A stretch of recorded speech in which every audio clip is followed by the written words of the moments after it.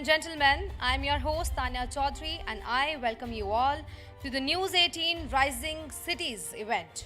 Maruti Suzuki presents Rising Chandigarh, partner Ministry of Transport and Highways, Government of India. Rising Cities Empowering India is a transformative 100-city event designed to engage communities at the grassroots level, driving meaningful impact by addressing key national priorities through a collaborative and inclusive approach.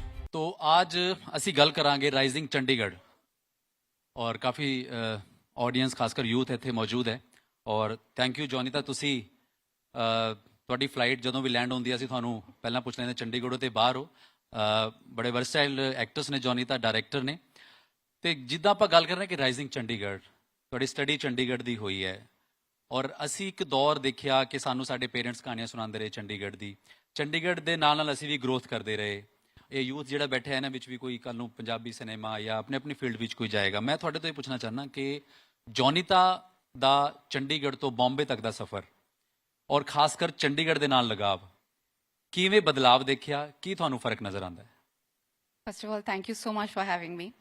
And I'm so happy, to be part of Rising Chandigarh because I am so close to Chandigarh. So, mera, of course, janam Chandigarh da hai. Main, apni initial schooling sara kuch Chandigarh ki tha. And I'll tell you something interesting. Matlab, tusi puch rahe ho safar Chandigarh to Bombay. Jadon main choti si, te literally jadon asi, kade ਕਹਿਣਾ ਨਹੀਂ ਚਾਹੀਦਾ but like, ਜਦੋਂ ਅਸੀਂ ਚੰਡੀਗੜ੍ਹ ਤੋਂ ਦਿੱਲੀ ਜਾਂਦੇ ਸੀ ਤੇ ਜੇ for example ਅਸੀਂ 9 ਵਜੇ ਦਿੱਲੀ ਪਹੁੰਚੇ ਤੇ ਬਾਈ 1 ਵਜੇ ਤੱਕ ਮੈਨੂੰ ਬੁਖਾਰ ਹੋ ਜਾਂਦਾ ਸੀ ਉੱਥੇ ਐਂਡ ਮੈਨੂੰ ਇਦਾਂ ਲੱਗਦਾ ਸੀ ਕਿ ਮੈਂ ਚੰਡੀਗੜ੍ਹ ਤੋਂ ਬਾਹਰ ਕਦੇ ਰਹਿ ਹੀ ਨਹੀਂ ਸਕਦੀ ਬਿਕਾਜ਼ ਚੰਡੀਗੜ੍ਹ ਏਡਾ ਖੂਬਸੂਰਤ ਇੰਨਾ ਪੋਲਿਊਸ਼ਨ ਫ੍ਰੀ ਇੰਨਾ ਸਾਫ਼ ਹਵਾ greenery that was like a beautiful thing and ਉਹ ਜਿਹੜਾ ਟ੍ਰਾਂਸਫਰ ਸੀਗਾ that jump from Chandigarh to Mumbai initially it was strange difficult but of course now I love both the cities ਮੈਨੂੰ ਇਦਾਂ ਲੱਗਦਾ ਇਹ ਮੇਰੀ ਜਨਮ ਭੂਮੀ ਹੈ ਉਹ ਮੇਰੀ ਕਰਮ ਭੂਮੀ ਹੈ so it's beautiful and when ਆਪਾਂ discuss ਕਰਦੇ ਹਾਂ what is the change and the difference it's like we have literally actually seen I wouldn't say I've seen Chandigarh totally growing because then I was also growing but like I can tell you for example the Chandigarh airport I've literally seen it growing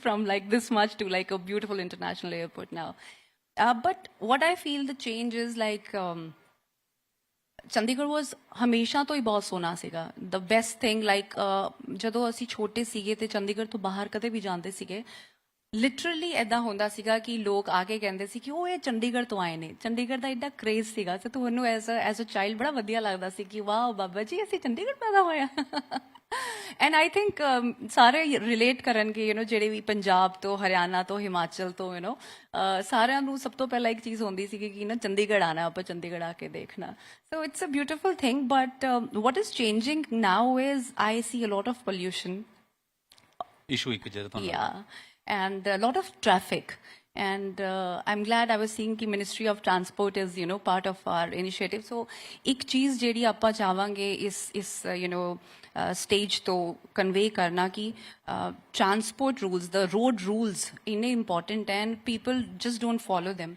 like sanu eda like Chandigarh wale nu da lagda si ki ek set rule siga roundabouts to drive karan da to ਤੁਹਾਨੂੰ ਪਤਾ ਸੀਗਾ and used to be ਬੜਾ ਆਰਾਮ ਹੁਣ ਗੇੜੀ route ਗੇੜੀ route ਸਾਰਾ ਕੁਝ ਹੁਣ like ਅੱਜ ਆਈ ਡਰੋਵ ਮਾਈਸੈਲਫ ਯੂਥ ਦੇ ਚਿਹਰੇ ਤੇ ਬੜੀ ਮੁਸਕਾਨ ਆ ਜਾਂਦੀ ਹੈ ਗੇੜੀ ਰੂਟ ਦਾ ਨਾਮ ਸੁਣ ਕੇ ਵੀ ਅਸੀਂ ਬਹੁਤ ਗੇੜੀਆਂ ਮਾਰੀਆਂ ਸੋ ਬਟ ਹਾਂ ਉਹ ਹੁਣ ਏਦਾਂ ਲੱਗਦਾ ਕਿ ਟ੍ਰੈਫਿਕ ਰੂਲਸ ਥੋੜੇ ਖਰਾਬ ਹੋ ਗਏ ਦੋਸ Chandigarh traffic police is very good but still I think ਇਹ ਲੋਕਾਂ ਲਈ ਇੰਪੋਰਟੈਂਟ ਆ ਕਿ ਤੁਹਾਨੂੰ ਆਪ ਨੂੰ ਇਹ ਹੋਣਾ ਚਾਹੀਦਾ ਕਿ ਅਸੀਂ ਇਹ ਨਹੀਂ ਕਰਨਾ ਕਿ ਕੱਲੀ ਸਰਕਾਰ ਕੱਲੀ ਕੋਈ ਵੀ ਬੋਡੀ ਇੰਨਾ ਨਹੀਂ ਕਰ ਸਕਦੀ it has to be like within the citizens ਤੁਹਾਡੀ ਆਪ ਦੀ ਸੋਚ that we have to improve these things thank you so much ਸਭ ਤੋਂ ਪਹਿਲਾਂ ਸਾਰਿਆਂ ਦਾ ਬਹੁਤ-ਬਹੁਤ ਸਵਾਗਤ ਹੈ ਇੱਕ ਵਾਰ ਤਾੜੀਆਂ ਦੇ ਨਾਲ ਸਰ ਦਾ ਵੀ ਸਵਾਗਤ ਅਸੀਂ ਜ਼ਰੂਰ ਕਰ ਦਈਏ ਚੰਡੀਗੜ੍ਹ ਪੀਜੀਆਈ ਦੇ ਵਿੱਚ ਸਾਨੂੰ ਸਾਰਿਆਂ ਨੂੰ ਬਹੁਤ ਸਾਰੇ ਕੰਮ ਪੈਂਦੇ ਨੇ ਰੱਬ ਨਾ ਕਰੇ ਕਿਸੇ ਨੂੰ ਕੰਮ ਪੈਣ ਪਰ ਡੈਫੀਨਿਟਲੀ ਤੁਸੀਂ ਕਹਿ ਸਕਦੇ ਹੋ ਕਿ ਬਹੁਤ ਸਾਰੀਆਂ ਚੀਜ਼ਾਂ ਪੀਜੀਆਈ ਦੇ ਨਾਲ ਜੁੜੀਆਂ ਹੋਈਆਂ ਸਰ ਬਹੁਤ-ਬਹੁਤ ਸਵਾਗਤ ਹੈ ਬਹੁਤ ਸ਼ੁਕਰੀਆ ਤੁਸੀਂ ਇਸ ਸਟੇਜ ਦੇ ਲਈ ਸਾਡੇ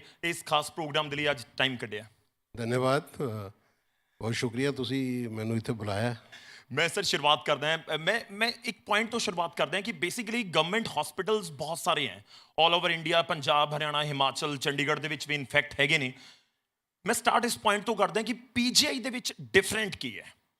ਕੀ ਤੁਹਾਨੂੰ ਡਿਫਰੈਂਸ ਨਜ਼ਰ ਆਉਂਦਾ ਹੈ? ਕਿਉਂ ਪੀਜੀਆਈ ਜਦੋਂ ਲੋਕਾਂ ਦੇ ਜ਼ਿਹਨ ਦੇ ਵਿੱਚ ਆਉਂਦਾ ਹੈ ਤਾਂ ਇੱਕ ਟਰਸਟ ਫੈਕਟਰ ਉੱਥੇ ਦਿਖਦਾ ਹੈ?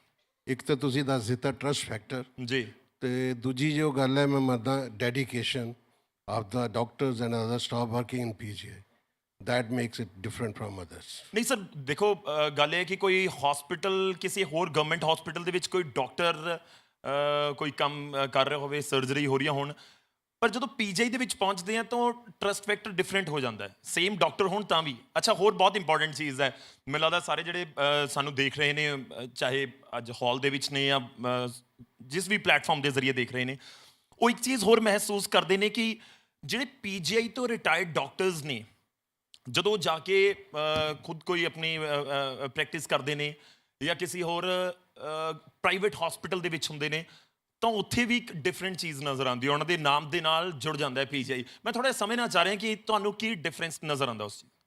ਇੱਕ ਤਾਂ ਤੁਸੀਂ ਦੱਸਿਆ ਕਿ ਲੋਕਾਂ ਦਾ ਟਰਸਟ ਹੈ ਕਿਉਂ ਹੈ PGI ਦੇ trust? ਵਿੱਚ, ਕਿਉਂਕਿ ਉਹਨਾਂ ਨੂੰ ਉਮੀਦ ਰਹਿੰਦੀ ਹੈ ਕਿ ਜੋ ਇੱਥੇ ਇਲਾਜ ਮਿਲੇਗਾ ਜੀ। ਉਹ ਬਿਲਕੁਲ ਸਹੀ ਇਲਾਜ ਮਿਲੇਗਾ। ਤੇ ਇਸ ਦੇ ਕਾਰਨ ਜਿਹੜੇ ਉੱਥੇ, ਕਿਉਂਕਿ ਇੱਕ ਤੇ ਜਿਹੜੇ ਡਾਕਟਰ ਤੇ ਬਾਕੀ ਸਟਾਫ ਵੀ, ਇਟਸ ਨਾਟ ਓਨਲੀ ਡਾਕਟਰਸ ਜੀ who matters. Rest of the staff, there are number of teams who are working. They wholeheartedly, dedicatedly are concerned for the patient only. And they try to give best for the patient. That trust is there among the public.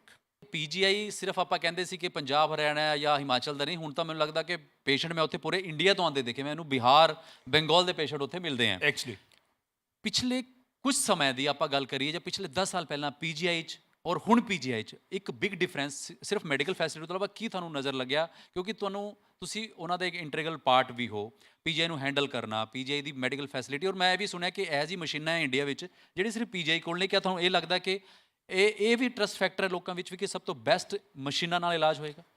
ਦੇਖੋ, ਮਸ਼ੀਨਾਂ ਦੇ ਆਉਂਦੀਆਂ ਬਾਅਦ ਚ, ਜਿਹੜੀ ਪਹਿਲੇ ਅਸੀਂ ਗੱਲ ਕੀਤੀ ਹੈ ਕਿ ਮਸ਼ੀਨ ਦੇ ਪਿੱਛੇ ਜਿਹੜੀ ਮੈਨ ਪਾਵਰ ਹੈ ਜੀ, ਉਹ ਬੜੀ ਮੈਟਰ ਕਰਦੀ ਹੈ। ਉਹ ਤੇ ਡੈਡੀਕੇਟਿਡ ਹੈ ਹੀ ਹੈ। ਗੱਲ ਕਰੀਏ ਜਦੋਂ ਪੀਜੀਆਈ ਬਣਿਆ ਸੀ 1962 ਚ, ਜਿਹੜਾ ਪਹਿਲਾ ਪੇਸ਼ੈਂਟ ਉੱਥੇ ਦਾਖਲ ਕੀਤਾ ਗਿਆ ਸੀ, ਤੇ 230 ਬੈੱਡ ਸੀ ਪੀਜੀਆਈ ਦੇ ਅੰਦਰ 1962 'ਚ। ਜੀ। ਤੇ 1963 ਚ ਜਿਹੜਾ ਟ੍ਰੇਨਿੰਗ ਕਰਨ ਵਾਸਤੇ ਪੀਜੀ ਸਟੂਡੈਂਟਸ ਉਹ ਆ ਗਏ ਸੀ। ਔਰ ਧੀਰੇ ਧੀਰੇ ਇਹ ਐਕਟ ਆਫ ਪਾਰਲੀਮੈਂਟ ਦੇ ਕਾਰਨ ਸਾਰਾ ਗਵਰਨ ਹੁੰਦਾ ਹੈ ਪੀਜੀਆਈ। 1967 ਚੋਂ ਬਣ ਗਿਆ ਸੀ। ਤੇ ਸਾਰੀ ਫੈਸਿਲਿਟੀਜ਼ ਜਿਹੜੀਆਂ ਉਸ ਵੇਲੇ ਵੀ according to that time PGI ਦੇ ਵਿੱਚ ਅਵੇਲੇਬਲ ਸੀ। ਤੇ ਪੀਜੀਆਈ ਦਾ ਜਿਹੜਾ ਮੈਂਡੇਟ ਹੈ ਉਹ ਇਹੀ ਹੈ, best patient care, best medical education and training for the doctors.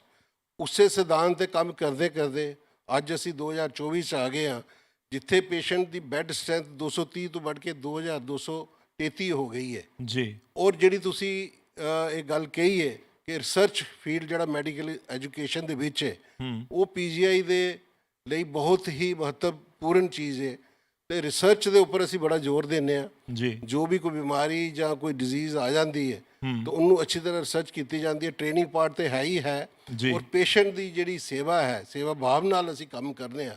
ਸਾਡਾ ਮੋਟੋ ਵੀ ਹੈ ਸਮਾਈਲ ਐਂਡ ਸਰਵ। ਉਹ ਪੀਜੀਆਈ ਦੇ ਵਿੱਚ ਇਹ ਇਨਕਲਕੇਟਡ ਹੀ ਹੈ। ਤੇ ਹੁਣ ਜਿਹੜੀ ਬੈੱਡ ਸਟਰੈਂਥ ਮੈਂ ਦੱਸਿਆ ਮੋਰ ਦੈਨ 2000 ਹੋ ਗਈ ਹੈ। ਉਹ ਵਿਦ ਟਾਈਮ ਜੋ ਹੈ ਮੈਨੀ ਸਪੈਸ਼ਲਾਈਜੇਸ਼ਨਸ ਹੈਵ ਕਮ। ਜੀ। ਸਾਡੇ ਪੀਜੀਆਈ ਦੇ ਵਿੱਚ ਅਰਾਊਂਡ 50 ਡਿਪਾਰਟਮੈਂਟ ਹੈ, 50 ਡਿਪਾਰਟਮੈਂਟਸ, ਡਿਫਰੈਂਟ ਡਿਪਾਰਟਮੈਂਟਸ, ਬਿਲਕੁਲ। Right from general surgery to medicine to the super speciality services. ਜੀ। ਔਰ ਜੇ ਸਾਰੀਆਂ ਸੇਵਾਵਾਂ ਜਿਹੜੀਆਂ ਇੱਕ ਰੂਪ ਦੇ ਅੰਦਰ ਹੀ ਸਾਰੀਆਂ ਮਿਲ ਜਾਂਦੀਆਂ ਹਨ। ਇਹ ਵੀ ਇੱਕ ਬਹੁਤ ਬੜਾ ਪੋਜ਼ਿਟਿਵ ਕਾਰਨ ਹੈ ਜਿਹੜਾ ਪੀਜੀਆਈ ਦੇ ਵਿੱਚ ਹੈ। ਸ਼ੁਕਰੀਆ ਸਰ, ਬਹੁਤ ਬਹੁਤ ਧੰਨਵਾਦ ਸਾਡੇ ਨਾਲ ਜੁੜਨ ਦੇ ਲਈ, ਇਸ ਪੂਰੀ ਗੱਲਬਾਤ ਦੇ ਲਈ। ਧੰਨਵਾਦ। ਧੰਨਵਾਦ। ਬੜਾ ਮਾਣ ਮਹਿਸੂਸ ਹੁੰਦਾ ਹੈ ਕਿ ਇੱਕ ਇਹੋ ਜਿਹੀ ਸ਼ਖਸੀਅਤ ਮੌਜੂਦ ਨੇ ਜਿਨ੍ਹਾਂ ਨੇ ਆਪਣਾ ਸਫ਼ਰ ਇੱਕ ਲਾਅ ਦੇ ਸਟੂਡੈਂਟ ਤੋਂ ਲੈ ਕੇ, ਵਕੀਲ ਤੋਂ ਲੈ ਕੇ ਔਰ ਹੁਣ ਪੰਜਾਬ ਹਰਿਆਣਾ ਹਾਈ ਕੋਰਟ ਦੇ ਸਿਟਿੰਗ ਜੱਜ ਨੇ। ਬਹੁਤ ਬਹੁਤ ਸਵਾਗਤ ਹੈ ਸਰ, ਜੀ ਆਇਆਂ ਨੂੰ। Thank you. ਯਾਦਾਂ ਚੰਡੀਗੜ੍ਹ ਦੇ ਨਾਲ ਜੈਨ ਸਾਹਿਬ ਤੁਹਾਡੀ ਬਹੁਤ ਜੁੜੀ ਹੋਈਆਂ ਨੇ। ਤੁਹਾਡੇ ਫਾਦਰ ਸਾਹਿਬ ਇੱਕ ਜਾਣੇ ਮਾਨੇ ਵਕੀਲ ਵੀ ਰਹੇ ਨੇ। ਮੈਂ ਜਾਣਨਾ ਚਾਹਾਂਗਾ ਕਿ ਉਹ ਦੌਰ ਯਾਦ ਆਉਂਦਾ ਅੱਜ ਜਦੋਂ ਹਾਈ ਕੋਰਟ ਵੱਲ ਗੱਡੀ ਜਾਂਦੀ ਹੈ ਤੇ ਜਦੋਂ ਸਟੂਡੈਂਟ ਸੀਗੇ ਔਰ ਇੱਕ ਸ਼ਹਿਰ ਨੂੰ ਅੱਜ ਉਸ ਬਾਰੀਕੀ ਨਾਲ ਦੇਖਿਆ ਹੋਏ? ਬਿਲਕੁਲ ਜੀ, ਦੌਰ ਯਾਦ ਵੀ ਆਉਂਦਾ ਹੈ ਤੇ ਉਹਨੂੰ ਮਿਸ ਵੀ ਬਹੁਤ ਕਰਦੇ ਹਾਂ। ਬੇਸਿਕਲੀ ਅਗਰ ਤੁਸੀਂ ਚੰਡੀਗੜ੍ਹ ਦਾ ਇਤਿਹਾਸ ਦੇਖੋ ਔਰ ਅਗਰ ਮੈਂ ਆਪਣਾ ਐਕਚੁਅਲ ਤੁਹਾਨੂੰ ਪਰਿਚੈ ਦੇਵਾਂ ਤਾਂ ਇਸ ਇਲਾਕੇ ਦਾ ਜੰਪਲ ਸ਼ਾਇਦ ਮੈਂ ਹੀ ਹੈ ਇੱਥੇ ਹਾਲ 'ਚ ਬੈਠੇ ਫॉर द ਰੀਜ਼ਨ ਖਰੜ ਜਿਹੜਾ ਚੰਡੀਗੜ੍ਹ ਹੈ ਉਹ ਖਰੜ 'ਚੋਂ ਕਾਵ ਆਊਟ ਹੋਇਆ ਔਰ ਮੈਂ ਖਰੜ ਨੂੰ ਬਿਲੋਂਗ ਕਰਦਾ ਹਾਂ। ਮੈਂ 2002 ਤੱਕ ਖਰੜ ਹੀ ਰਹਿੰਦਾ ਸੀ ਔਰ ਰਾਈਟ ਫਰੋਮ ਮਾਈ UKG ਮੇਰੀ ਜਿਹੜੀ ਸਾਰੀ ਐਜੂਕੇਸ਼ਨ ਹੈ ਉਹ ਚੰਡੀਗੜ੍ਹ ਦੀ ਹੈ। 35D ਦੇ ਵਿੱਚ ਗਵਰਨਮੈਂਟ ਮਾਡਲ ਹਾਈ ਸਕੂਲ ਜਿਹੜਾ ਹੁਣ ਗਵਰਨਮੈਂਟ ਸੀਨੀਅਰ ਸੈਕੰਡਰੀ ਸਕੂਲ ਹੈ ਮੈਂ ਉਹਦੀ ਪ੍ਰੋਡਕਟ ਹਾਂ। ਉਸ ਤੋਂ ਬਾਅਦ 5 ਸਾਲ DAV ਕਾਲਜ ਔਰ ਫਿਰ 5 ਸਾਲ ਪੰਜਾਬ ਯੂਨੀਵਰਸਿਟੀ ਉਸ ਤੋਂ ਬਾਅਦ ਹਾਈ ਕੋਰਟ ਔਰ ਫਿਰ ਇਸ ਸ਼ਹਿਰ ਨੂੰ ਬੜੇ ਨਜ਼ਦੀਕੋਂ ਦੇਖਿਆ ਇਸ ਦੇ ਸਿਸਟਮ ਨੂੰ। ਇਹਦਾ ਸੀਨੀਅਰ ਸਟੈਂਡਿੰਗ ਕੌਂਸਲ ਰਿਹਾ ਮੈਂ ਹਾਈ ਕੋਰਟ ਦੇ ਵਿੱਚ ਅਤੇ ਉਸ ਤੋਂ ਬਾਅਦ ਹੁਣ ਤੁਹਾਡੇ ਸਾਹਮਣੇ ਤਾਂ ਇਹ ਮੇਰਾ ਰਿਸ਼ਤਾ ਚੰਡੀਗੜ੍ਹ ਨਾਲ ਜਿਹੜਾ ਹੈ ਡੈਫੀਨੇਟਲੀ ਮੇਰਾ ਗਹਿਰਾ ਨਾਤਾ ਜ਼ਮੀਨੀ ਰਿਸ਼ਤਾ ਹੈ। ਜੀ ਬਾਕੀ ਲੋਕ ਤਾਂ ਇੱਥੇ ਚੰਡੀਗੜ੍ਹ ਬਣਨ ਤੋਂ ਬਾਅਦ ਆਏ ਨੇ ਜੀ ਸਾਰੇ ਮਾਈਗ੍ਰੈਂਟਸ ਹੈ ਅਤੇ ਮੈਂ ਹੀ ਧਰਤੀ ਪੁੱਤਰ ਹਾਂ ਇੱਥੇ ਦਾ। ਧਰਤੀ ਪੁੱਤਰ ਤੁਸੀਂ ਕਹਿ ਸਕਦੇ ਮੈਂ ਵੀ ਇੱਕ ਮਾਈਗ੍ਰੈਂਟ ਬੈਠਾ ਜੀ ਤੁਹਾਡੇ ਸਾਹਮਣੇ to be very honest sir so son of soil ਤੁਸੀਂ ਬਿਲਕੁਲ ਸੋਸਾਇਟੀ ਮੈਂ ਇਹ ਵਰਡ ਯੂਜ਼ ਕਰਾਂ ਕਿ ਨਿਰਮਾਣ ਦੇ ਵਿੱਚ ਜੁਡੀਸ਼ਰੀ ਤੁਹਾਨੂੰ ਕਿਵੇਂ ਲੱਗਦਾ ਕਿ ਕੀ ਰੋਲ ਪਲੇ ਕਰ ਰਹੀ ਹੈ ਜਾਂ ਕਰ ਸਕਦੀ ਹੈ? If you will see from 1857 till 1947 ਜਿੰਨੀ ਵੀ ਫਰੀडम ਸਟਰਗਲ ਸੀ ਉਹ ਲਾਇਰਸ ਦੇ ਹੀ ਮੋਢਿਆਂ 'ਤੇ ਸੀ ਚਾਹੇ ਉਹ ਭੋਲਾ ਭਾਈ ਦੇਸਾਈ ਹੋਣ ਚਾਹੇ ਤਿਲਕ ਹੋਣ ਚਾਹੇ ਮਹਾਤਮਾ ਗਾਂਧੀ ਹੋਣ ਔਰ ਇਹੀ ਕਾਰਨ ਸੀ ਕਿ ਜਦੋਂ 1946 ਦੇ ਬਾਅਦ ਕੌਂਸਟੀਟਿਊਟ ਅਸੈਂਬਲੀ ਦਾ ਗਠਨ ਹੋਇਆ out of 389 members of the constituent assembly 250 were lawyers. 1950 'ਚ ਅਸੀਂ ਆਪਣਾ ਸੰਵਿਧਾਨ ਅਡੋਪਟ ਕੀਤਾ ਜੀ 1975 ਦੇ ਵਿੱਚ ਜਦੋਂ ਐਮਰਜੈਂਸੀ ਆਈ ਉਸ time first voice against emergency ਉਹ ਰਾਮ ਜੇਠ ਮਲਾਨੀ ਦਾ ਲੈਕਚਰ ਸੀ ਪਾਲਗੜ ਦੇ ਵਿੱਚ। ADM ਜਬਲਪੁਰ ਦਾ ਕੇਸ ਹੋਇਆ ਉੱਥੇ justice HR Khanna he held the head of judiciary high ਔਰ ਅੱਜ ਵੀ after 75 years it's a matter of pride for all related to judiciary ਕਿ ਜਦੋਂ ਵੀ ਕਿਸੇ ਆਦਮੀ ਦਾ ਕਿਤੇ ਕੰਮ ਰੁਕਦਾ ਹੈ ਤਾਂ ਆਪਾਂ ਤਾਂ ਹਿੰਦੁਸਤਾਨ ਦੇ ਜਿੰਨੇ ਵੀ ਨਿਵਾਸੀ ਹੈ ਸਭ ਤੋਂ ਪਹਿਲਾਂ ਤਾਂ ਪੰਡਤ ਪਾਦਾ ਕਰਦੇ ਹਾਂ ਫਿਰ ਵਰਤ ਮੰਦਿਰ ਕਰਦੇ ਹਾਂ ਜੀ ਫਿਰ ਸੋਚਦੇ ਹਾਂ ਕਿਸੇ ਨੂੰ ਕਹਿ ਕੁਹਾ ਕੇ ਕੰਮ ਹੋ ਜਾਵੇ ਬਟ ਅਲਟੀਮੇਟ ਰਿਲੀਫ ਜਿਹੜਾ ਹੈ ਉਹ ਜੁਡੀਸ਼ਰੀ 'ਚ ਆ ਕੇ ਮਿਲਦਾ ਔਰ ਸ਼ਾਇਦ ਇਹ ਟਰਸਟ ਜਿਹੜਾ ਹੈ ਲੋਕਾਂ ਦਾ ਜੁਡੀਸ਼ਰੀ ਦੇ ਵਿੱਚ ਇਹੀ ਸਾਡਾ ਸਭ ਤੋਂ ਵੱਡਾ ਸਰਮਾਇਆ ਹੈ and it's a very prized rare ਔਰ each and every person in the judicial field is working hard to be a trustee of that public trust. Thank you sir thank you so much thank you sir thank you very much. Chandigarh futuristic approach ਰੱਖ ਰਿਹਾ ਹੈ ਮੈਂ specifically police ਦਾ ਜ਼ਿਕਰ ਕਰ ਰਿਹਾ ਹਾਂ ਜਾਂ ਤੁਹਾਨੂੰ ਲੱਗਦਾ ਹੈ ਕਿ ਜੋ ਕਰੰਟ ਸਿਚੁਏਸ਼ਨ ਹੈ ਉਸ ਨੂੰ ਹੈਂਡਲ ਤੁਸੀਂ ਕਹੋਗੇ ਕਿ ਡੈਫੀਨਿਟਲੀ ਕਿ ਅਸੀਂ ਨਾਲ ਨਾਲ ਫਿਊਚਰ ਨੂੰ ਵੀ ਫੋਕਸ ਕਰ ਰਹੇ ਹਾਂ ਪਰ ਕਿਵੇਂ ਫਿਊਚਰ ਨੂੰ ਫੋਕਸ ਕਰ ਰਹੇ ਹੋ ਸਪੈਸੀਫਿਕਲੀ ਕਿ ਜੇ ਚੰਡੀਗੜ੍ਹ ਨੂੰ ਇੱਕ ਸੇਫ ਸਿਟੀ ਦੇ ਤੌਰ ਦੇ ਉੱਤੇ ਜਾਣਿਆ ਜਾਂਦਾ ਹੈ ਜਿਵੇਂ ਦੇ ਕ੍ਰਾਈਮਸ ਹੈਪਨ ਹੋ ਰਹੇ ਨੇ ਆਨਲਾਈਨ ਤੋਂ ਲੈ ਕੇ ਹੋਰ ਸਾਰੀਆਂ ਚੀਜ਼ਾਂ ਥੋੜ੍ਹਾ ਜਿਹਾ ਉਸ ਨੂੰ ਸਟਾਰਟ ਦੇ ਵਿੱਚ ਤੁਸੀਂ ਐਲੈਬੋਰੇਟ ਕਰੋ। ਦੇਖੋ ਪੁਲਿਸਿੰਗ ਇੱਕ ਕੰਪਲੈਕਸ ਸਬਜੈਕਟ ਹੈ ਜੀ ਬਹੁਤ ਤਰ੍ਹਾਂ ਦੇ ਐਸਪੈਕਟਸ ਪੁਲਿਸਿੰਗ 'ਚ ਅਸੀਂ ਡੀਲ ਕਰਦੇ ਹਾਂ। ਫਿਊਚਰਿਸਟਿਕ ਸੋਚ ਸਾਨੂੰ ਲੈਣੀ ਪੈਂਦੀ ਹੈ ਸਾਡੀ ਮਜਬੂਰੀ ਹੈ ਕਿਉਂਕਿ ਜਿਸ ਹਿਸਾਬ ਨਾਲ ਕ੍ਰਿਮੀਨਲਸ ਟੈਕਨੋਲੋਜੀ ਵੱਲ ਵੱਧ ਰਹੇ ਆ ਪੁਲਿਸ ਵੀ ਪਿੱਛੇ ਨਹੀਂ ਰਹਿ ਸਕਦੀ। ਕੌਨਸਟੈਂਟ ਚੋਰ ਪੁਲਿਸ ਦਾ ਖੇਲ ਹੈ ਜਿਹੜਾ ਮਤਲਬ ਕੋਈ ਕ੍ਰਾਈਮ ਹੁੰਦਾ ਹੈ ਅਤੇ ਪੁਲਿਸ ਉਹਨੂੰ ਫੜਦੀ ਹੈ ਜੀ ਅਤੇ ਸਾਨੂੰ ਵੀ ਟੈਕਨੋਲੋਜੀ ਦੇ ਨਾਲ ਨਾਲ ਆਪਣਾ ਇੰਪਰੂਵਮੈਂਟ ਕਰਨੀ ਪੈਂਦੀ ਹੈ। ਸਭ ਤੋਂ ਪਹਿਲੇ ਤਾਂ ਚੰਡੀਗੜ੍ਹ 'ਚ ਜਿਹੜਾ elaborate police command and control centre ਹੈ CCTV ਨੈਟਵਰਕ ਹੈ ਜੀ ਉਹ ਸਾਰਾ ਆਰਟੀਫਿਸ਼ੀਅਲ ਇੰਟੈਲੀਜੈਂਸ ਬੇਸਡ ਹੈ। ਅਸੀਂ ਦੇਖ ਰਹੇ ਹਾਂ ਹੁਣ ਅੱਜ ਕੱਲ੍ਹ ਆਰਟੀਫਿਸ਼ੀਅਲ ਇੰਟੈਲੀਜੈਂਸ ਦਾ ਜ਼ਮਾਨਾ ਹੈ ਸਾਡੇ ਕੋਲ ਹੁਣ ਇਸ ਤਰ੍ਹਾਂ ਦੇ ਟੂਲਸ ਹੈ ਚੰਡੀਗੜ੍ਹ ਪੁਲਿਸ ਕੋਲ ਸੈਨਕੋਪਸ ਨਾਮ ਦਾ ਇੱਕ ਇੰਸਟੀਟਿਊਟ ਹੈ ਜਿਹੜਾ ਆਨਰੇਬਲ ਹੋਮ ਮਿਨਿਸਟਰ ਸਾਹਿਬ ਲਾਂਚ ਕਰਕੇ ਗਏ ਸੀ ਜੀ ਉਹਦੇ 'ਚ ਇਸ ਤਰ੍ਹਾਂ ਦੀ ਟੈਕਨੀਕਸ ਹੈ ਜਿਹਦੇ ਨਾਲ ਅਸੀਂ ਹੁਣ ਕ੍ਰਾਈਮ ਪ੍ਰਿਡਿਕਟ ਵੀ ਕਰਦੇ ਹਾਂ ਤਾਂ ਅਗਲੇ ਇੱਕ ਹਫ਼ਤੇ 'ਚ ਕਿਹੜੀ ਜਗ੍ਹਾ ਤੇ ਕਿਸ ਤਰ੍ਹਾਂ ਦਾ ਕ੍ਰਾਈਮ ਹੋਏਗਾ ਤੇ ਕਿੰਨੇ ਟਾਈਮ ਤੇ ਹੋਏਗਾ, ਇਸ ਤਰ੍ਹਾਂ ਦੀ ਰਿਪੋਰਟ ਸਾਡੀ ਸਿਸਟਮ ਜਨਰੇਟ ਕਰ ਪਾ ਰਿਹਾ ਹੈ। ਅਸੀਂ ਆਪਣੀ ਪੁਲਿਸ ਡਿਪਲੋਇਮੈਂਟ PCR ਡਿਪਲੋਇਮੈਂਟ ਉਹਦੇ ਹਿਸਾਬ ਨਾਲ ਚੇਂਜ ਕਰਦੇ ਹਾਂ। ਥੋੜਾ ਇੰਟਰਸਟਿੰਗ ਲੱਗ ਰਿਹਾ ਹੈ ਕਿ ਪ੍ਰੈਡਿਕਟ ਕਿਵੇਂ ਕੀਤਾ ਜਾ ਸਕਦਾ ਹੈ, ਕ੍ਰਾਈਮ ਕਿਵੇਂ ਪ੍ਰੈਡਿਕਟ ਕੀਤਾ ਜਾ ਸਕਦਾ ਦੇਖੋ ਇਹ ਮਤਲਬ ਕ੍ਰਾਈਮ ਦਾ ਹਰ ਤਰ੍ਹਾਂ ਦੇ ਕ੍ਰਾਈਮ ਦਾ ਇੱਕ ਪੈਟਰਨ ਹੁੰਦਾ ਹੈ। ਜੀ। ਤਾਂ ਕਈ ਵਾਰ ਜਿਸ ਤਰ੍ਹਾਂ ਆਪਾਂ ਸੋਚਦੇ ਪਹਿਲੇ ਪੁਰਾਣੇ ਜ਼ਮਾਨੇ ਜਦੋਂ ਇੰਨੀ ਪੁਲਿਸ ਮਤਲਬ ਟੈਕਨੋਲੋਜੀਕਲ ਓਰੀਐਂਟਡ ਪੁਲਿਸਿੰਗ ਨਹੀਂ ਸੀ, ਅਸੀਂ ਸੁਣਦੇ ਸੀ ਕਿ ਕਾਲੀ ਰਾਤਾਂ ਨੂੰ ਚੋਰੀਆਂ ਵੱਧ ਗਈਆਂ ਕਿਉਂਕਿ ਜਿਸ ਦਿਨ ਚਾਨਣੀ ਰਾਤ ਨਹੀਂ ਉਸ ਦਿਨ ਚੋਰੀਆਂ ਜ਼ਿਆਦਾ, ਅਮਾਵਸ ਦੀ ਰਾਤ ਨੂੰ ਚੋਰੀਆਂ ਜ਼ਿਆਦਾ ਹੁੰਦੀਆਂ ਕਿਉਂਕਿ ਲਾਈਟ ਨਹੀਂ ਹੁੰਦੀ। ਲਾਈਟ ਨਹੀਂ ਹੁੰਦੀ। ਤਾਂ ਨੈਚੁਰਲ ਕਾਜ਼ਸ ਤੇ ਕ੍ਰਾਈਮ ਦੇ ਟ੍ਰੈਂਡ 'ਚ ਵੀ ਇੱਕ ਮਤਲਬ ਟ੍ਰੈਂਡ ਹੁੰਦਾ ਹੈ। ਦੂਸਰੀ ਗੱਲ ਜਿਹੜੀ ਐਕਸੀਡੈਂਟਸ ਹੋ ਗਏ, ਇਸ ਤਰ੍ਹਾਂ ਦੇ ਵਾਇਲੈਂਟ ਕ੍ਰਾਈਮਸ ਹੋ ਗਏ, ਕਈ ਵਾਰ ਅਸੀਂ ਦੇਖਦੇ ਹਾਂ ਕਿ ਜਦੋਂ ਭੀੜ ਭਾੜ ਦੇ ਇਲਾਕੇ ਉੱਥੇ ਜ਼ਿਆਦਾ ਹੁੰਦੇ ਆ, ਜਦਕਿ ਚੋਰੀਆਂ ਉੱਥੇ ਜ਼ਿਆਦਾ ਹੋਣਗੇ ਜਿੱਥੇ ਘੱਟ ਭੀੜ ਹੋਏ ਤੇ ਜਿੱਥੇ ਘਰ ਬੰਦ ਹੋਣ। ਤਾਂ ਇਹ ਸਾਰੀ ਚੀਜ਼ਾਂ ਨੂੰ ਮੱਦੇਨਜ਼ਰ ਰੱਖਦੇ ਹੋਏ ਜਿਹੜੇ ਸਾਡੇ ਪਾਸਟ ਟ੍ਰੈਂਡਸ ਆਫ ਕ੍ਰਾਈਮ ਹੈ, ਪਿਛਲੇ 10-15 ਸਾਲ ਦਾ ਡੇਟਾ ਹੈ ਜਿਹੜਾ 112 ਦੀ ਇੱਕ ਐਮਰਜੈਂਸੀ ਹੈਲਪਲਾਈਨ ਹੈ, ਹੁਣ ਨੈਸ਼ਨਲ ਹੈਲਪਲਾਈਨ ਹੈ, ਪੂਰੇ ਇੰਡੀਆ 'ਚ 112 ਦੀ ਹੀ ਐਮਰਜੈਂਸੀ ਹੈਲਪਲਾਈਨ ਨੰਬਰ ਹੈ ਜੀ। ਉਹਦੇ 'ਚ ਰੋਜ਼ਾਨਾ ਚੰਡੀਗੜ੍ਹ ਪੁਲਿਸ 700 ਤਕਰੀਬਨ 750 ਸਪੌਟਸ ਤੇ ਅਸੀਂ ਰਿਸਪੌਂਡ ਕਰਦੇ ਹਾਂ ਆਪਣੀ PCR ਵਹੀਕਲ ਨਾਲ। ਮੈਮ ਇਹਦੇ ਵਿੱਚ ਇੱਕ ਇੰਪੋਰਟੈਂਟ ਬੜਾ ਚੈਲੰਜ ਵੀ ਕਹਿ ਸਕਦੇ ਹਾਂ ਗੌਰਵ ਅਸੀਂ, ਕਿਉਂਕਿ ਮੈਮ ਬਹੁਤ ਪਿਛਲੇ ਦਿਨਾਂ 'ਚ ਅਸੀਂ ਲਗਾਤਾਰ ਕਵਰੇਜ ਵੀ ਕੀਤੀ ਹੈ ਚੰਡੀਗੜ੍ਹ ਦੇ ਵਿੱਚ ਖਾਸ ਤੌਰ ਤੇ, ਕਿਉਂਕਿ ਯੂਥ ਵੀ ਇੱਥੇ ਬੈਠਿਆ ਹੋਇਆ ਹੈ। 18 ਸਾਲ ਤੋਂ ਘੱਟ ਏਜ ਦੇ ਜਿਹੜੇ ਜੁਵਨਾਈਲ ਨੇ ਉਹਨਾਂ ਦਾ ਜਿਹੜਾ ਡਾਟਾ ਹੈ, ਕਿਉਂਕਿ ਜਿਹੜਾ ਵੀ ਕ੍ਰਾਈਮ ਹੁੰਦਾ ਹੈ ਉਹ ਡਾਟਾ ਜਿਹੜਾ ਵਧਿਆ। ਮੈਂ ਥੋੜਾ ਜਿਹਾ ਪਹਿਲੇ ਉਸ ਤੇ ਮੈਂ ਥੋੜਾ ਜਿਹਾ ਬਸ ਐਂਡਿੰਗ ਮੈਂ ਕਰ ਰਹੀ ਸੀ ਕਿ ਜਿਹੜੇ ਪਾਸਟ ਟ੍ਰੈਂਡਸ ਆਫ ਡੇਟਾ ਤੇ ਹੁਣ ਸਾਡੇ ਕੋਲ ਇਸ ਤਰ੍ਹਾਂ ਦੇ ਟੂਲਸ ਹੈ, ਉਹਨਾਂ ਨੂੰ ਐਨਾਲਾਈਜ਼ ਕਰਕੇ ਉਹ ਪ੍ਰੀਡਿਕਟਿਵ ਪੁਲਿਸਿੰਗ ਦੀ ਰਿਪੋਰਟਸ ਹੁਣ ਜਾਰੀ ਹੋ ਰਹੀਆਂ। ਉਸ ਤਰ੍ਹਾਂ ਦੀ ਪ੍ਰੀਡਿਕਟਿਵ ਪੁਲਿਸਿੰਗ ਦੀ ਰਿਪੋਰਟਸ ਹੁਣ ਆਪਣੇ ਬੀਟ ਆਫਿਸਰਸ PCRs ਨੂੰ ਉਹ ਦਿੰਦੇ ਆ। ਜੁਵਨਾਈਲਸ ਤੱਕ ਜਿੱਥੋਂ ਦਾ ਸਵਾਲ ਹੈ, ਅਸੀਂ ਰੀਸੈਂਟ ਟਾਈਮ 'ਚ ਅਸੀਂ ਐਨਾਲਾਈਜ਼ ਕੀਤਾ ਸੀ ਕਿ ਚੰਡੀਗੜ੍ਹ 'ਚ ਜਿਹੜੇ ਕ੍ਰਾਈਮ ਹੋ ਰਿਹਾ ਹੈ ਉਹਦੇ 'ਚ ਕਿਹੜੇ ਏਜ ਗਰੁੱਪ ਦੇ ਅਫੈਂਡਰਸ ਨੇ ਜਿਹੜੇ ਜ਼ਿਆਦਾ ਹਿੱਸਾ ਪਾ ਰਹੇ ਨੇ, ਕ੍ਰਿਮੀਨਲਸ ਜਿਹੜੇ ਨੇ। ਚੰਡੀਗੜ੍ਹ ਪੁਲਿਸ ਨੇ ਇਹਦੇ 'ਚ ਸੀਰੀਅਸ ਸਾਡੇ ਵੱਲੋਂ ਐਫਰਟ ਲਿੱਤੇ ਜਾ ਰਹੇ ਨੇ ਕਿ ਜੁਵਨਾਈਲਸ ਸਪੈਸ਼ਲੀ, ਕਿਉਂਕਿ ਉਹ ਕੋਈ ਮੋਟਿਵ ਨਾਲ ਨਹੀਂ ਕ੍ਰਾਈਮ ਕਰ ਰਹੇ, ਸਿਰਫ ਮਾੜੀ ਸੰਗਤ ਕਰਕੇ ਕਰ ਰਹੇ, ਉਹਨੂੰ ਅਸੀਂ ਕਿਵੇਂ ਪ੍ਰੀਵੈਂਟ ਕਰ ਸਕਦੇ।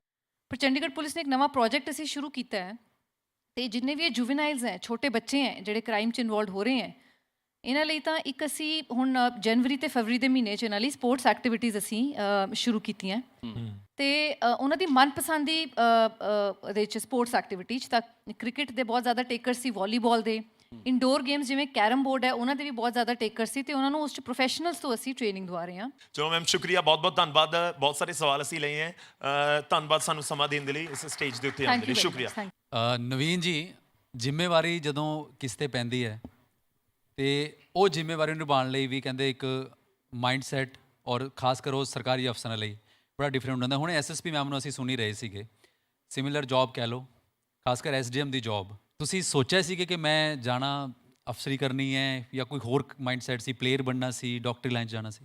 ਦੇਖੋ ਜਦੋਂ ਛੋਟੇ ਹੁੰਦੇ ਤਾਂ ਹਰ ਕੋਈ ਪਲੇਅਰ ਹੀ ਬਣਨਾ ਚਾਹੁੰਦਾ ਹੁੰਦਾ ਹੈ। ਕਿਹੜੀ ਗੇਮ ਖੇਡਦੇ ਸੀ? Cricket as one would expect. ਵੈਸੇ ਮੈਂ ਲਾਨ ਟੈਨਿਸ ਵੀ ਖੇਲੀ ਹੈ, ਬਟ ਇੱਕ ਟਾਈਮ ਆ ਜਾਂਦਾ ਜਦੋਂ ਰੀਅਲਾਈਜੇਸ਼ਨ ਹੁੰਦੀ ਹੈ ਕਿ ਕ੍ਰਿਕਟ ਤਾਂ ਆਪਣੇ ਵਾਸਤੇ ਨਹੀਂ ਲੱਗ ਰਿਹਾ। ਸੋ ਬਟ ਯੈਸ, ਬਚਪਨ ਤੋਂ ਬੈਂਟ ਆਫ ਮਾਈਂਡ ਜ਼ਰੂਰ ਸੀ ਕਿ ਬਿਊਰੋਕ੍ਰੇਸੀ ਵਿੱਚ ਜਾਣਾ ਹੈ, ਸਿਵਲ ਸਰਵਿਸਿਜ਼ ਕਰੈਕ ਕਰਨਾ ਹੈ, UPSC 'ਚ ਅਪੀਅਰ ਹੋਣਾ ਹੈ, and that I eventually did. Naveen ji, ਕਿਉਂਕਿ ਚੰਡੀਗੜ੍ਹ ਐਡਮਿਨਿਸਟ੍ਰੇਸ਼ਨ ਦਾ ਬਹੁਤ ਅਹਿਮ ਰੋਲ ਰਹਿੰਦਾ ਹੈ, ਕਿਸੇ ਵੀ ਇੰਜੀਨੀਅਰਿੰਗ ਡਿਪਾਰਟਮੈਂਟ ਹੋਵੇ ਜਾਂ ਬਿਜਲੀ ਦਾ ਇਲੈਕਟ੍ਰਿਸਿਟੀ ਡਿਪਾਰਟਮੈਂਟ ਹੋਵੇ ਜਾਂ ਫਿਰ ਜਿੱਦਾਂ SSP ਮੈਮ ਵੀ ਹੁਣ ਉਮੇਸ਼ ਦੱਸ ਰਹੇ ਸੀਗੇ, ਕਿਉਂਕਿ ਜਿਸ ਤਰ੍ਹਾਂ ਦਾ ਕੋਈ ਗਰਾਊਂਡ ਕੋਈ ਵੱਡੇ ਕਿਸੇ ਤਰ੍ਹਾਂ ਦਾ ਕੋਈ ਸ਼ੋਅ ਹੁੰਦਾ ਹੈ ਤਾਂ ਐਡਮਿਨਿਸਟ੍ਰੇਸ਼ਨ ਉਹਨੂੰ ਪਰਮਿਸ਼ਨ ਦਿੰਦੀ ਹੈ। ਤੁਸੀਂ ਕਿਸ ਤਰ੍ਹਾਂ ਵੇਖਦੇ ਹੋ ਚੰਡੀਗੜ੍ਹ ਦੀ, ਅਸੀਂ ਖਾਸ ਤੌਰ ਤੇ ਗੱਲ ਕਰ ਲਈਏ, ਇਸ ਤਰ੍ਹਾਂ ਦੇ ਜਿਹੜੇ ਕਈ ਵੀ ਪ੍ਰੋਟੈਸਟ ਵੀ ਹੁੰਦੇ ਹੈ, ਇਸ ਤਰ੍ਹਾਂ ਦੇ ਸ਼ੋਅਜ਼ ਵੀ ਹੁੰਦੇ, ਹਾਲਾਂਕਿ ਇੱਕ ਰੈਲੀ ਗਰਾਊਂਡ ਤੁਸੀਂ ਦਿੱਤਾ ਹੋਇਆ, ਲੇਕਿਨ ਚੰਡੀਗੜ੍ਹ ਦੇ ਵਿੱਚ ਕਿਸ ਤਰ੍ਹਾਂ ਦੇ ਤੁਸੀਂ ਦੇਖਦੇ ਹੋ, ਕਿਸ ਤਰ੍ਹਾਂ ਦੇ ਚੈਲੰਜਸ ਤੁਸੀਂ ਦੇਖਦੇ ਹੋ ਇਸ ਵੇਲੇ? ਜੇ ਆਪਾਂ ਲਾਸਟ ਜਿਹੜਾ ਸ਼ੋਅ ਹੋਇਆ ਸੀ AP ਢਿੱਲੋਂ ਦਾ ਸ਼ੋਅ ਦੀ ਗੱਲ ਕਰੀਏ ਤਾਂ ਮੇਰੀ ਸਬ ਡਿਵੀਜ਼ਨ 'ਚ ਹੋਇਆ ਸੀ। So that was wholly solely my responsibility. DC sahib had faith in me, he showed his faith ਤੇ ਮੈਨੂੰ ਓਪਰਚੁਨਿਟੀ ਮਿਲੀ ਕਿ ਜਿਹੜਾ ਰੈਲੀ ਗਰਾਊਂਡ ਦੇ ਵਿੱਚੋਂ ਸ਼ੋਅ ਹੋਇਆ ਸੀ ਉਹਨੂੰ ਲੁੱਕ ਆਫਟਰ ਕਰਨ ਦੀ। ਆਫ ਕੋਰਸ ਉਹਦੇ ਵਿੱਚ ਬਹੁਤ ਸਾਰੇ ਨੈਸੈਸਰੀ ਅਰੇਂਜਮੈਂਟਸ ਦੀ ਜ਼ਰੂਰਤ ਪੈਂਦੀ ਹੈ ਜਿਸ ਵਿੱਚ, ਕਿਉਂਕਿ ਇੱਕਦਮ ਬਦਲਿਆ ਸੀ ਉਹ ਸ਼ੋਅ ਜਿਹੜਾ ਹੈਗਾ 34 'ਚ ਹੋਣਾ ਸੀਗਾ, 25 ਦੇ ਵਿੱਚ ਸ਼ਿਫਟ ਕੀਤਾ ਸੀਗਾ। ਮੈਨੂੰ ਲੱਗਦਾ 2 ਦਿਨ ਦਾ ਸਮਾਂ ਸੀਗਾ ਸਿਰਫ, ਕਿਉਂਕਿ ਐਡਮਿਨਿਸਟ੍ਰੇਸ਼ਨ ਵਾਸਤੇ ਵੀ ਇੱਕ ਬਹੁਤ ਵੱਡਾ ਚੈਲੰਜ ਸੀ, ਤੁਸੀਂ ਸਾਰਾ ਲੀਡ ਕਰ ਰਹੇ ਸੀ। ਜੀ ਡੈਫੀਨੇਟਲੀ ਸੀ, ਬਿਕਾਜ਼ ਜੋ ਉਹਨਾਂ ਨੇ ਪਲੈਨਿੰਗ ਕੀਤੀ ਸੀ ਖਾਸ ਕਰ ਲੌਜਿਸਟਿਕਸ ਦੀ, ਉਹ ਸੈਕਟਰ 34 ਦੇ ਗਰਾਊਂਡ ਦੇ ਹਿਸਾਬ ਨਾਲ ਕੀਤੀ ਹੋਈ ਸੀ। ਉਹਨਾਂ ਦੇ ਨਾਲ ਨੈਗੋਸ਼ੀਏਸ਼ਨ ਜਦ ਚੱਲ ਰਹੀ ਸੀ, ਜਦ ਡਿਸਕਸ਼ਨ ਚੱਲ ਰਹੀ ਸੀ ਅਬਾਊਟ ਪਰਮਿਸ਼ਨਸ ਐਂਡ ਜੋ ਸਾਡੀ ਐਕਸਪੈਕਟੇਸ਼ਨ ਸੀ ਉਹਨਾਂ ਤੋਂ, ਐਂਡ ਦੇ ਟੋਲਡ ਅਸ ਕਿ ਜੀ ਉੱਥੇ ਆਲਰੇਡੀ ਸ਼ੋਜ਼ ਹੋ ਚੁੱਕੇ ਹੈ, a lot of things have already been in place, ਤਾਂ ਸਾਨੂੰ ਸਾਰਾ ਉੱਥੋਂ ਖਾੜਨਾ ਪਏਗਾ। and that we will have to do it a very short course of time. But it was realized कि ਜਿਹੜਾ ਇੱਕ organizers ਦੇ ਲਈ ਜੋ issue ਹੋਏਗਾ that will be smaller than the issues that will be faced by the people, ਕਿਉਂਕਿ ਉਸ 'ਚ ਬਹੁਤ ਵੱਡਾ ਇੱਕ ਕਰਾਊਡ ਸਾਡੇ ਲਈ ਐਕਸਪੈਕਟਡ ਸੀ ਜੋ ਇਵੈਂਚੁਅਲੀ ਆਇਆ ਵੀ। ਬਟ ਸੈਕਟਰ 34 ਕਿਉਂਕਿ ਇਹ ਸ਼ਹਿਰ ਦੇ ਸੈਂਟਰ ਦੇ ਵਿੱਚ ਆ ਜਾਂਦਾ ਹੈ, ਪ੍ਰੋਕਸੀਮਿਟੀ ਕਮਰਸ਼ੀਅਲ ਏਰੀਆ ਦੇ ਨਾਲ ਵੀ ਬਹੁਤ ਜ਼ਿਆਦਾ ਹੈ, ਤਾਂ ਉਹਨੂੰ ਮੈਨੇਜ ਕਰਨਾ ਹੋਰ ਰੀਜ਼ਨਸ ਕਰਕੇ ਵੀ ਮੁਸ਼ਕਿਲ ਹੋ ਗਿਆ ਸੀ। ਕਿਉਂਕਿ ਆਲਰੇਡੀ ਮਾਮਲਾ ਕਿਉਂਕਿ ਕੋਰਟ ਵਿੱਚ ਵੀ ਚਲਾ ਗਿਆ ਸੀਗਾ, ਦਲਜੀਤ ਨੂੰ ਲੈ ਕੇ ਗਾਈਡਲਾਈਨਸ ਵੀ ਆ ਗਈਆਂ ਕੋਰਟ ਦੀਆਂ, ਸਾਊਂਡ ਡਿਸਿਪਲਿਨ ਇੰਨਾ ਹੋਣਾ ਚਾਹੀਦਾ ਸੀਗਾ। ਕਿਤੇ ਨਾ ਕਿਤੇ ਇੱਕ ਆਫੀਸਰ ਲਈ, ਗਵਰਨਮੈਂਟ ਆਫੀਸਰ ਲਈ ਉਸ ਚੀਜ਼ ਨੂੰ ਹੈਂਡਲ ਕਰਨਾ, ਕੋਰਟ ਦੇ ਆਰਡਰਸ ਔਰ ਪਲੱਸ ਸਾਰਾ ਪੈਰਾਮੀਟਰਸ ਨੂੰ ਸਹੀ ਰੱਖਣਾ ਤੇ ਐਡਮਿਨਿਸਟ੍ਰੇਸ਼ਨ ਦੇ ਰੂਲ ਰੈਗੂਲੇਸ਼ਨ ਵੀ ਕੋਈ ਵਾਇਲੇਟ ਨਾ ਕਰੇ। ਜਦ ਤੁਹਾਡੇ ਕੋਲ ਰੂਲਸ ਐਂਡ ਰੈਗੂਲੇਸ਼ਨਸ ਹੁੰਦੇ ਆ ਤਾਂ ਉਹਦੇ ਵਿੱਚ ਤੁਹਾਡੇ ਕੋਲ ਸਕੋਪ ਬਹੁਤ ਘੱਟ ਹੁੰਦਾ ਹੈ। ਇੱਕ ਫਲੈਕਸੀਬਿਲਿਟੀ ਜ਼ਰੂਰ ਹੁੰਦੀ ਹੈ, ਜਿੱਦਾਂ ਕਿ ਆਨਰੇਬਲ ਹਾਈ ਕੋਰਟ ਦੀ ਜੋ ਗਾਈਡਲਾਈਨ ਸੀ ਉਹ ਬੇਸਿਕਲੀ ਸੀ ਸਾਊਂਡ ਲੈਵਲਸ ਨੂੰ ਲੈ ਕੇ ਕਿ ਇੰਨਾ ਡੈਸੀਬਲ ਮੇਨਟੇਨ ਹੋਣਾ ਚਾਹੀਦਾ ਹੈ। ਅਤੇ ਇਹਦੇ ਬਾਰੇ ਟਾਈਮ ਟੂ ਟਾਈਮ ਜਿੰਨੀ ਵਾਰ ਵੀ ਮੀਟਿੰਗਸ ਹੋਈਆਂ ਸੀ, ਆਰਗੇਨਾਈਜ਼ਰਸ ਨੂੰ ਵੀ ਇਹਦੇ ਬਾਰੇ ਦੱਸਿਆ ਗਿਆ ਸੀ ਅਤੇ ਦੇ ਵਰ ਵੈਲ ਅਵੇਅਰ ਕਿ ਇਹਦੇ ਵਿੱਚ ਕੀ ਕਰਨਾ ਹੈ। ਬਾਕੀ ਸਾਡੀ ਟੀਮ ਸੀ ਉੱਥੇ, ਟੀਮਸ ਨੇ ਰਿਕਾਰਡਿੰਗਸ ਲਈਆਂ and then eventually as per courts directions ਉੱਥੇ ਸਬਮਿਟ ਕੀਤੀਆਂ ਗਈਆਂ ਸੀ। ਹਾਂ, ਰਹੀ ਗੱਲ ਡਿਸੀਜਨ ਦੀ, ਤਾਂ ਇਹਦੇ ਵਿੱਚ ਕੋਈ ਸਕੋਪ ਨਹੀਂ ਸੀ ਬਿਕਾਜ਼ ਜਿੱਥੇ ਹਾਈ ਕੋਰਟ ਦੀ ਡਿਸੀਜਨ ਇੰਸਟਰਕਸ਼ਨਸ ਦੀ ਗੱਲ ਆ ਜਾਂਦੀ ਹੈ ਤਾਂ ਦੈਨ ਉਸ 'ਚ ਫਲੈਕਸੀਬਿਲਿਟੀ ਨਹੀਂ ਹੁੰਦੀ। ਉਸ 'ਤੇ ਹੁੰਦੀ ਕਿ ਜੀ ਆਨਰੇਬਲ ਹਾਈ ਕੋਰਟ ਦੇ ਆਰਡਰਸ ਹੈ, we have to follow it, ਅਤੇ ਉਹਦੇ ਵਿੱਚ ਬਹੁਤ ਜ਼ਿਆਦਾ ਸੋਚਣਾ ਨਹੀਂ ਹੁੰਦਾ। ਹਾਂ, ਜਿਹੜੇ ਆਰਗੇਨਾਈਜ਼ਰ ਸੀ ਉਹਨਾਂ ਨੂੰ ਜ਼ਰੂਰ ਸੋਚਣਾ ਸੀ because then they had a very narrow belt ਜਿਹਦੇ ਵਿੱਚ ਉਹਨਾਂ ਨੇ ਆਪਰੇਟ ਕਰਨਾ ਸੀ। ਬਹੁਤ ਬਹੁਤ ਸ਼ੁਕਰੀਆ ਸਰ ਤੁਹਾਡਾ, ਤੁਸੀਂ ਆਪਣਾ ਵਿਜ਼ਨ ਸ਼ੇਅਰ ਕੀਤਾ ਐਡਮਿਨਿਸਟ੍ਰੇਸ਼ਨ ਵੱਲੋਂ, ਤੇ ਆਡੀਅנס ਦਾ ਵੀ ਬਹੁਤ ਬਹੁਤ ਸ਼ੁਕਰੀਆ। So as we come to end this insightful and enriching event of Rising Chandigarh, I would like to extend my heartfelt thanks to all of you for being a part of this incredible event. Also, I would like to express my gratitude to our partners, Maruti Suzuki and Ministry of Road Transport and Highways, Government of India, for their continued support in making this event a successful one. Thank you everyone. Have a wonderful evening.